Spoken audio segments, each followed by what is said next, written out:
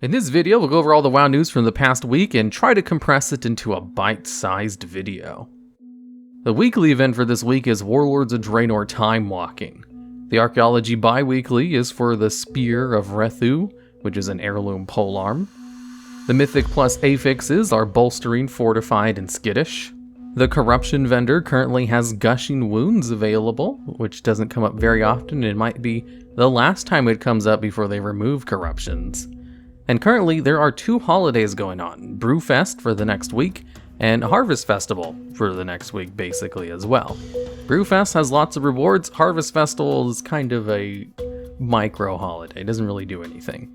And into some other WoW-related news, still no pre-patch, but they will be having a PTR stress test tomorrow.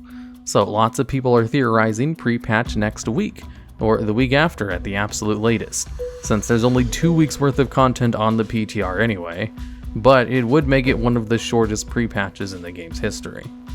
And now on to some Shadowlands stuff. There was a lot of class changes in the past week. Highlights are the Night Fae DKs got a nerf, because I think the DK community actually kind of likes this change because a lot of them don't want to go Night Fae. Shadow Priests got another buff, this time allowing their Devouring Plague to stack like a mage's Ignite ability. And finally, some changes for the Monk class, which amounted to a whole lot of nothing, and I think some minor buffs. Still no word on Survival Hunter changes though. And now on to the weather report with DevBot the Weatherbot. How's the weather out there? A person you know from your past remembers a version of yourself that doesn't exist anymore. That can be a good or bad thing. Excellent, DevBot. That's always good to hear.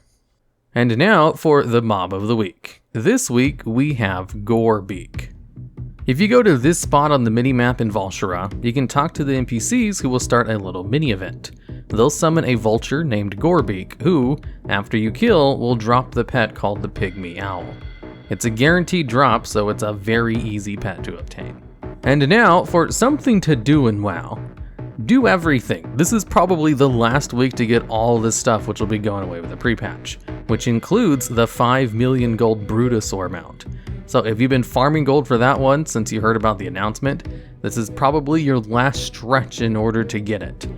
Also, probably a good opportunity to finish out the rest of the Mythic Plus dungeons for Keystone Master, or pushing for farming mounts from end bosses like Jaina and the like.